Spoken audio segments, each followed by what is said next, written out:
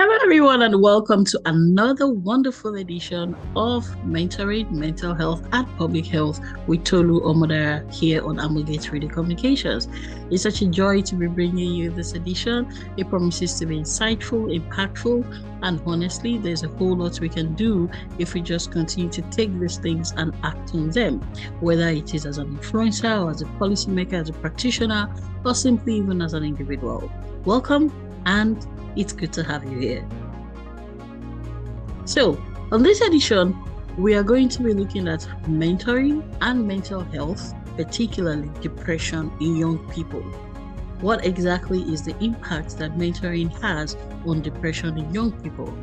Has mentoring been proven to, help to reduce the depressive symptoms in young people? Has research indicated that mentoring can help to minimize the likelihood or the impact or even the appearances, right, or the existence or subsistence of depressive symptoms, right? And how can we use mentoring to enhance this? Is there a particular form of mentoring that can enhance this, or are there certain things that mentors need to be enabled to do in order to ensure that depressive symptoms in the young people they are mentoring is reduced? These are some of the questions we'll be attempting to answer in this edition of the program. My name is Tolu Omodara, and we'll be back shortly.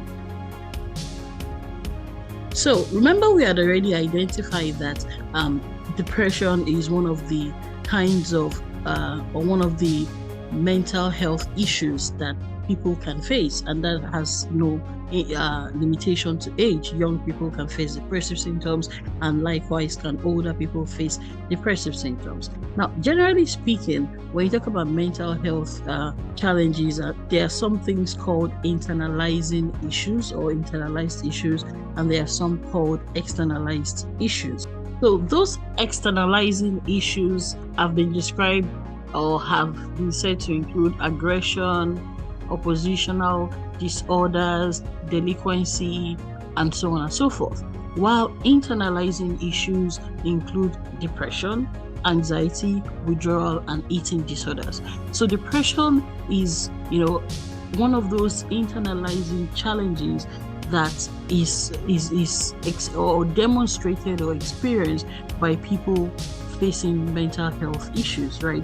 So it is the particular one we are focusing on this week, depression, and we're looking at depression in young people, and we're trying to see whether mentoring has been demonstrated, has been proven to have an impact on depressive symptoms, particularly in young people, right? So again, remember, we are looking at mental health issues broadly throughout this program, throughout this quarter that we've started since July, and we are continuing, right? But on this particular edition, we are zooming in on depression, which is one of the internalizing issues experienced by people facing mental health challenges, right? And we're looking at what impact mentoring particularly can have, hopefully what positive impact mentoring particularly can have on young people facing depression issues, right? Depressive symptoms, young people that have demonstrated depressive symptoms. Now, as we go deeper into this edition, let's talk a little bit about the quality of mentoring. And the reason why we're going to say this is because, well, of course, I'm sure you're expecting to hear that, broadly speaking, mentoring has been shown to have a positive impact on young people facing depression, right? That's true. You will hear that on this edition of the program. However, there may be something you probably are not expecting to hear that you also would have to, grapple with, right? And that is the fact that even though some mentors report when the research is done, when the research was done, and mentors were asked their questions, so mentors reported themselves as having a positive impact on young people with depressive symptoms.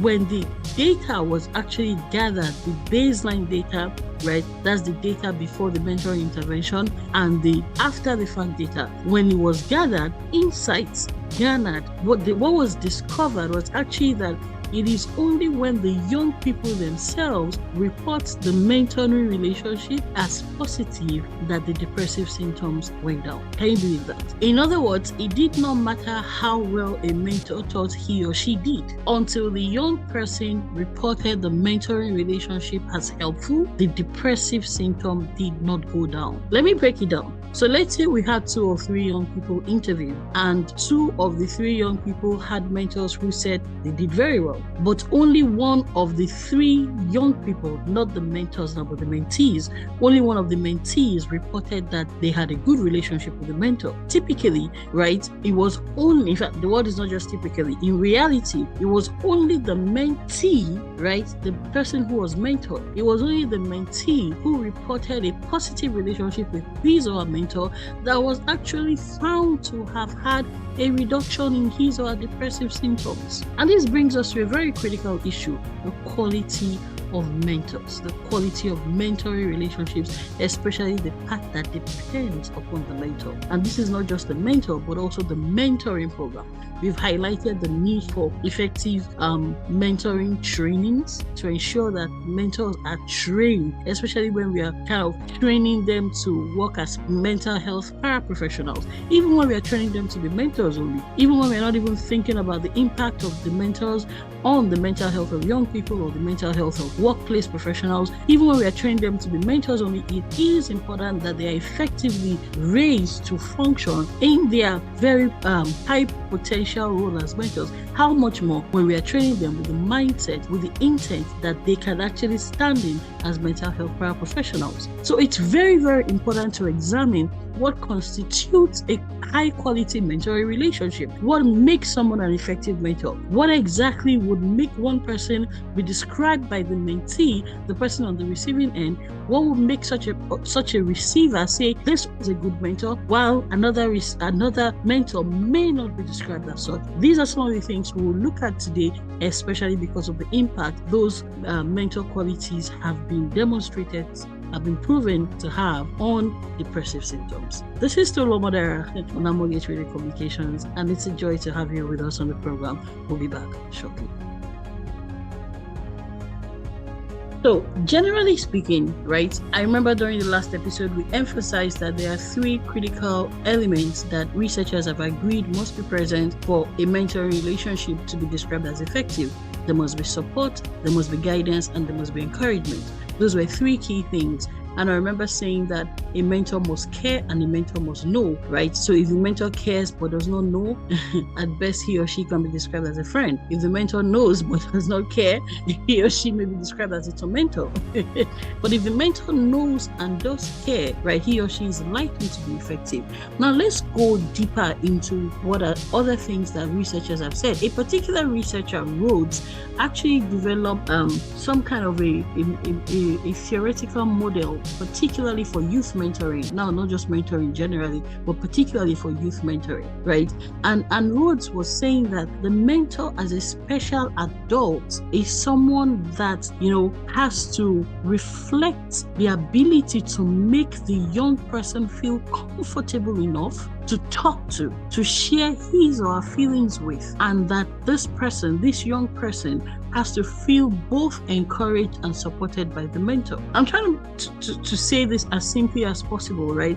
The mentor, according to Rhodes, according to this theoretical model of youth mentoring that Rhodes came up with, the mentor must be someone that the young person feels he or she can talk to about their feelings and problems. So there's a critical element here that I want to describe as vulnerability. If the mentor cannot create a psychologically safe environment where the mentee can expose his or her vulnerability, then we don't have a very effective relationship, a very effective mentoring relationship.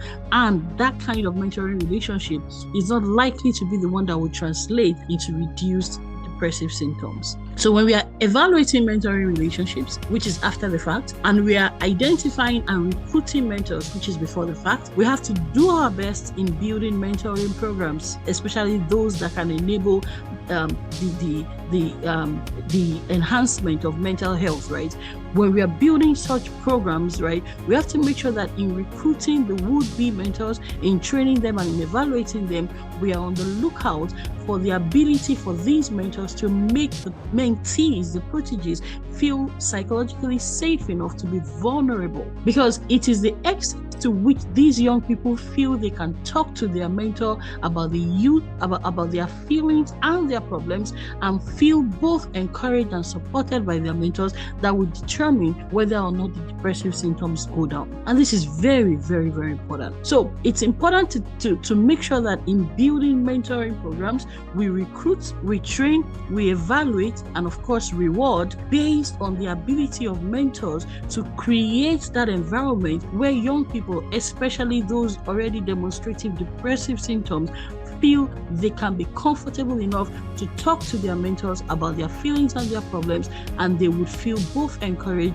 and supported by their mentors. Very, very important. This vulnerability element is what we did not speak a lot about last week, and which we are bringing in a lot this week, especially because today we are looking at the element of depression. So mentoring relationships have been proven to help reduce the element of depression in young people, to help reduce instances of depressive symptoms, the occurrence of depressive symptoms, right? However, it is those mentoring relationships that the young people describe, the recipients, the proteges, the mentees themselves describe as effective, right? Evaluate as effective, that have been demonstrated, that have been much more demonstrated that have been more demonstrated to help to reduce instances of depression than those where the mentors themselves say they have done a good job. So it really takes those on the receiving end to describe and to evaluate and to assess how effective the mentors are. So let's talk a little bit about how can we,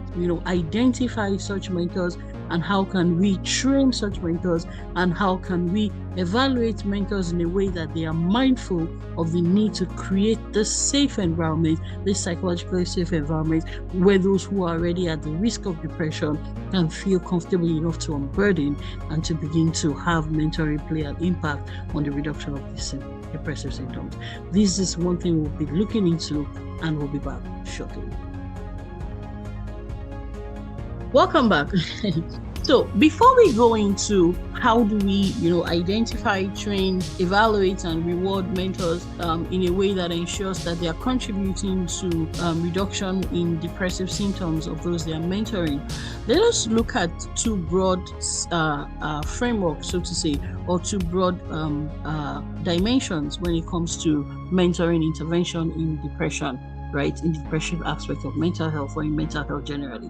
The first approach is the one you might want to call the preventive approach, and the other approach is the one you might want to call the curative approach. So mentoring definitely is one approach that can improve, the mental health of young people, right? But it can be done through prevention effort or preventive effort, right? That is before serious mental health conditions emerge, and it can also be done through intervention effort. That is when symptoms have already appeared, right? So even though we are talking about the impact of this kind of mentoring on young people that are already demonstrating mental depressive symptoms, right, it's important to note that it can also be used preventively, right? Not just curatively, not just as an intervention effort, but also as a prevention effort. It's very important to take note of that. Now, we now look at the mentoring, either we're looking at it now at the intervention level, right? But the principles can apply both ways. So when we're using mentoring to intervene in the depressive symptoms, right, of young people who are already showing it, there are certain things that, still going back to Rhodes, there are certain things that Rhodes model emphasizes, right? Rhodes model says that there are three paths that can be taken. One, the socio-emotional mediating path. I'll say that again. The social-emotional mediating path which is based on the attachment theory, right? Rhodes model says there's also the cognitive mediating path, which is based on the learning theory. And thirdly, there's a role modeling mediating path, which is based on a social cognitive theory, right? So the first one, which is the social emotional mediating path, is basically saying that, so that part is basically saying that I am your mentor and I would always be here. That's the social emotional development part. I'll always be calming you and I'll always be there for you. So in other words, it's still more of the support part of it, right? Now, the cognitive development part is a little bit more like I'm pushing you to grow as your mentor. I'm going to have honest conversations with you and I'm going to tutor you. That's more like, remember, the word cognitive is based on the learning theory, right? And the third part is the role modeling part that says, I am your mentor and I will inspire you and you can follow me. I'm a pattern for you to emulate. Please, these three things are very, very important. I believe very, very strongly, right? Because another thing that Rhodes posited, and which I totally agree with, is that more than one of these mechanisms can be activated, can be deployed in a mentoring relationship.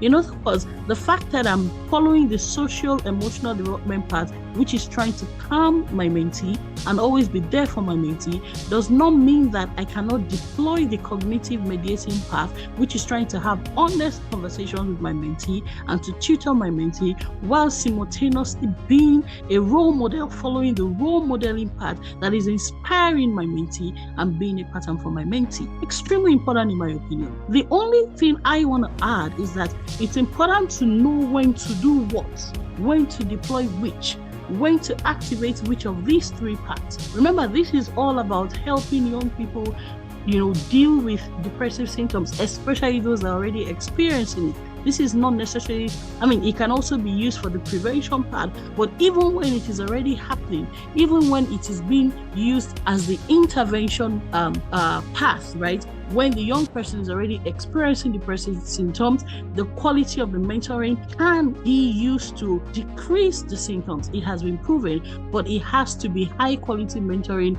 And one of the elements that, like we've said, is that there must be vulnerability. The young person must feel safe enough, and that safety is not created in an atmosphere where the mentor cannot tell the truth as it is. But honestly, I actually think that the order in which Rhodes lays this model is important to follow. I actually agree with Rhodes that you don't want to go into the cognitive development path when you have not begun with the social emotional development path. I agree with Rhodes that you don't go to the path of I'm going to have honest conversations with you, except you first begin as a mentor with the calming part where you're saying, I'm here for you. It doesn't matter what you have gone through. I'm going to support you. Remember, those three critical elements that researchers agreed that mentors or mentoring relationships must have: the support, the guidance, and of course the coaching, right? But to begin with is the support, the encouragement. So the social emotional development part, like Rhodes said, is what I think also should be the basis if you're really going to help your mentee deal with depressive symptoms, is to begin with that social emotional development path that says, I am going to be here, and that's based on the attachment theory. I'm committed to you. I'm not going anywhere. I'm going to offer you I'm going to be your oasis in the midst of the storm. I'm going to offer you stability.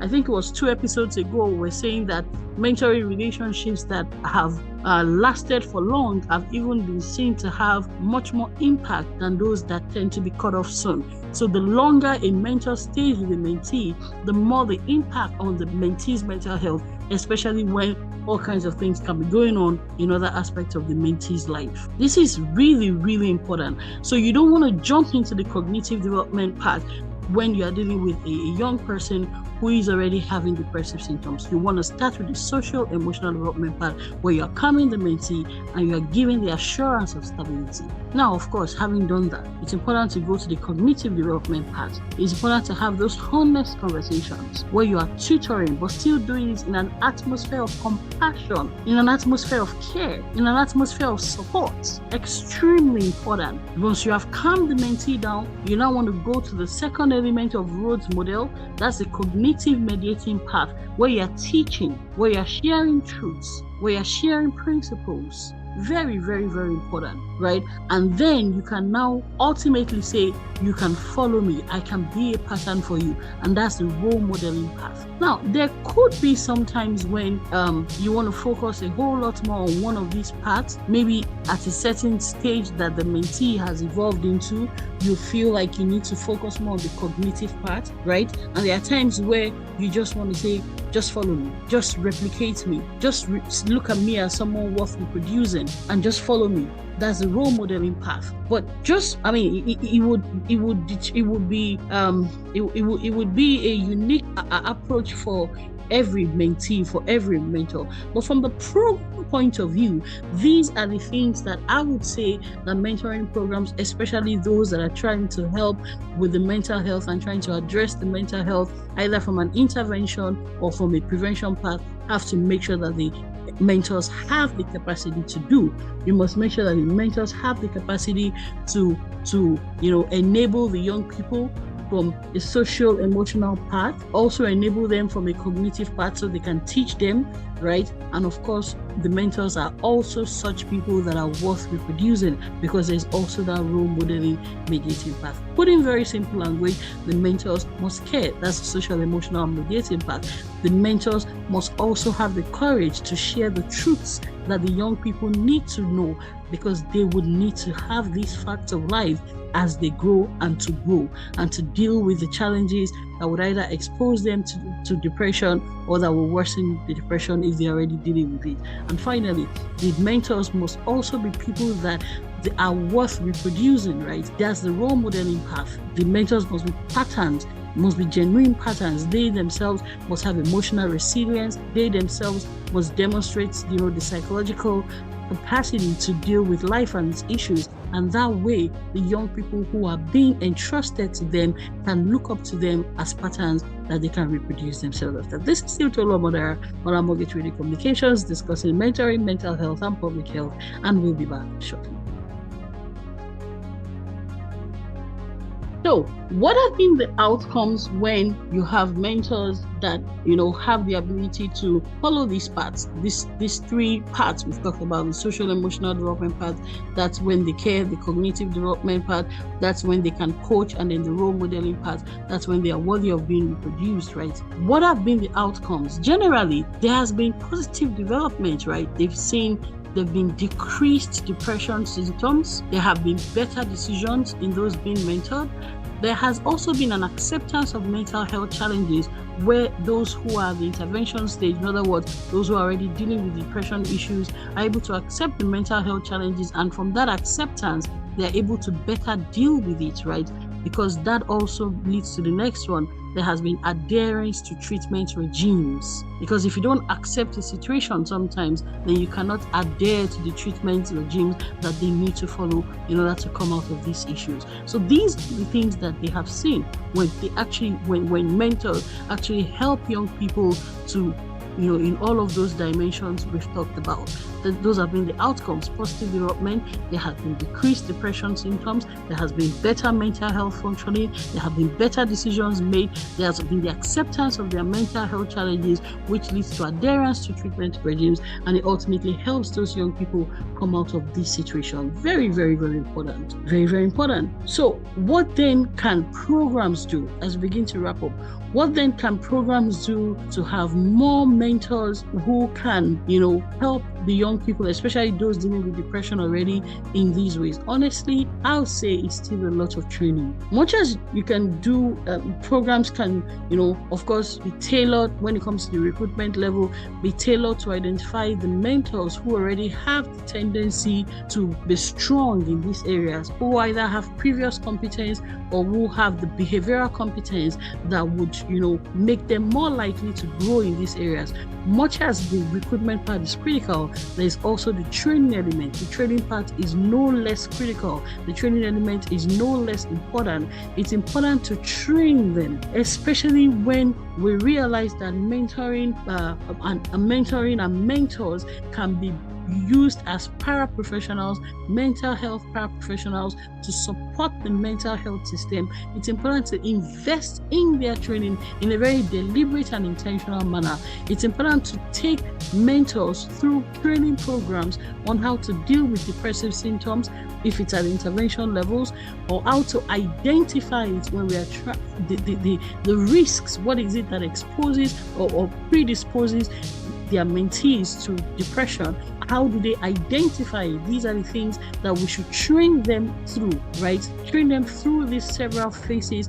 Mentoring programs should be designed and should be designed to help mentors identify these things, and then help mentors to cooperate and collaborate with the mental health system, right? To deal with this at the intervention level, so that ultimately we can have mentors fulfilling their potentials, because there's a whole lot more that we can do through mentors that we are probably already currently doing. And that's been one of the things we've been conversing for a lot of this program. Let's deploy mentoring at its fullest potential. Let's use it to boost mental health.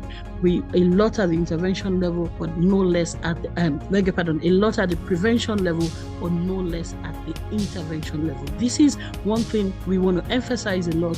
Mentoring can be used to deal with depressive symptoms in young people. It can be used to do it at the prevention level, but it can also be used at the intervention level when the young people are already experiencing depressive symptoms. The data shows that it has been proven, the evidence is there, and the evidence also indicates that it is more true that mentoring helps to deal with depressive symptoms when the young people, when the mentees themselves attest to the quality of the mentoring. And we've looked at what is it that constitutes the kind of qualitative mentoring that can truly contribute to reduction in depressive symptoms.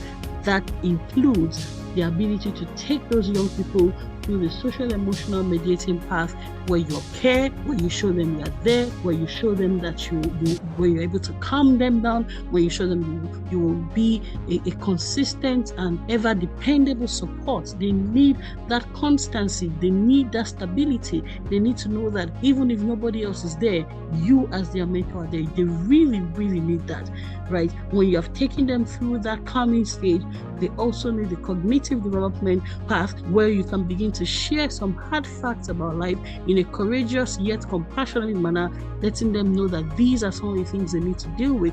That's the cognitive mediating path, which is based on the learning theory. The social emotional mediating path is based on the attachment theory. I'm attached to you, I'm here for you, I'm not going anywhere. It doesn't matter who you don't see, I will be here. Very, very, very important in a life full of unpredictabilities and uncertainties. There must be a sense that the mentor is there. That is the social emotional mediating path based on the attachment theory. There's also the cognitive mediating path, where the mentor is saying, I'm going to teach you some truths about life. I'm going to share some hard truths about life. I'm going to share it in a compassionate manner, but I'm going to share it nevertheless. Where the mentor is there coaching them about life, teaching them the truths they need to know to be able to handle the things that will trigger the depression episodes, right? And of course, finally, there's also the role modeling mediating path, where the mentor becomes a pattern that the mentee can look up to, and the mentee can look at and say, if my mentor can do this, then so can I. If my mentor can go through it, so can I. In fact, when the mentee faces a situation that can trigger a depression episode, the mentee should be able to ask him or herself at a point, what would my mentor do in this situation? What would my mentor say in this situation? How would my mentor respond to this situation? Very, very important. The mentors that can follow this path according to Rhodes model, the mentor that can care, the mentor that can coach, and the mentor that can be worth replicating, that can become a pattern and a guide, not just a guide, but also a pattern for the mentee to follow, is more likely to be the kind of mentor that would help young people dealing with depressive symptoms have a significant reduction in their depressive symptoms, as the research has already shown. Well, it's a joy, it's a delight to have been able to share again with us on another episode of Mentoring Mental Health and Public Health with Olomo Dara here on Amo Gateway Communications. Remember, whether you're an individual, whether you're listening as an institution, a private institution, policymaker, influencer, we want you to please act on these things. Ultimately, it's our desire that policies are being shaped by the things we're sharing at the national level, at the state level, at the local level. It's our desires that organizations are also taking these things into consideration at the workforce level, right? Learning and development level, support level, even health policies in organization. And as influencers, we also hope that you're doing your best to advocate, to influence for better mentoring, more resources, for instance, to be devoted to mentoring programs, more research to be done, but of course, more support to be provided to ensure that more mentoring programs are directly linked to mental health issues, especially such like depression in young people and also for other aged people. Thank you so much for doing this with us. It's always a joy, it's always a delight. We look forward to hearing from you. My name remains Tolu Omodara. You can reach us on Amogate. We're on LinkedIn, we're on Facebook, we're on Instagram, we're Amogate, ARMOURGATE, right? You can also send us a WhatsApp message on +234 810 999 6666, right? +234 810 999 6666. We look forward to hearing from you. It's very important to us that we hear from you. You are the reason we do this. Your feedback matters a lot to us. On the final note, remember, mentoring can do a lot to help mental health. We're sharing the data, and we need to do it more intentionally. We need to link mentoring to mental health more intentionally, and that's why we are sharing these things, so that mentoring can intentionally, deliberately be used to boost mental health across all ages and perhaps much more within young people. Thank you so much for doing this with us. We look forward to being back here same time, same station next week. My name remains Tolu Omodara. Have a wonderful rest of your day, wherever you may be.